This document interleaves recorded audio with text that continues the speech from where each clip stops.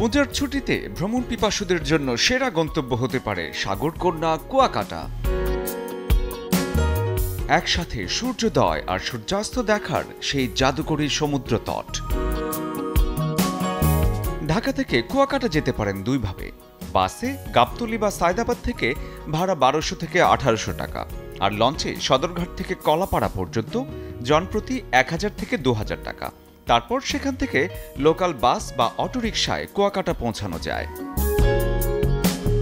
কুয়াকাটায় রাতের থাকার জন্য আছে অসংখ্য হোটেল আর রিসোর্ট। মাঝারি মানের হোটেলে ডাবল রুম 1500 থেকে 2500 টাকার মধ্যে, একটু প্রিমিয়াম চাইলে 3 থেকে 5000 টাকায় দারুণ সি ভিউ রুম পাওয়া যায়।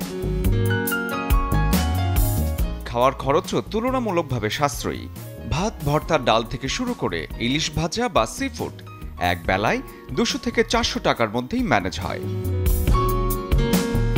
সাগরকন্যায় ভ্রমণ মানে শুধু কিন্তু সমুদ্র নয়, সমুদ্র তটে সূর্যোদয় আর সূর্যাস্ত তো আছেই, তার সঙ্গে রকেটঘাট, ঝাউবন, রাখানপল্লী, কুয়াকাটা বৌদ্ধবিহার আর গঙ্গামতী প্রাকৃতিক বনও ঘুরে আসতে পারেন। চাইলে ঘোড়ায় চড়ার মজাও নিতে পারবেন সৈকতে। ঢাকা থেকে যাওয়া আসা বাস বা লঞ্চে ধরুন 2000 থেকে 3500 টাকা, 2 রাত হোটেলে গড়ে 3000 থেকে 5000 টাকা, খাওয়া দাওয়া প্রতিদিন 800 থেকে 1000 টাকা। এই হিসেব মিলিয়ে 2 দিনের কুয়াকাটা ট্যুর জনপ্রতি 7 থেকে 9000 টাকার মধ্যেই জম্পেশ হয়ে যাবে।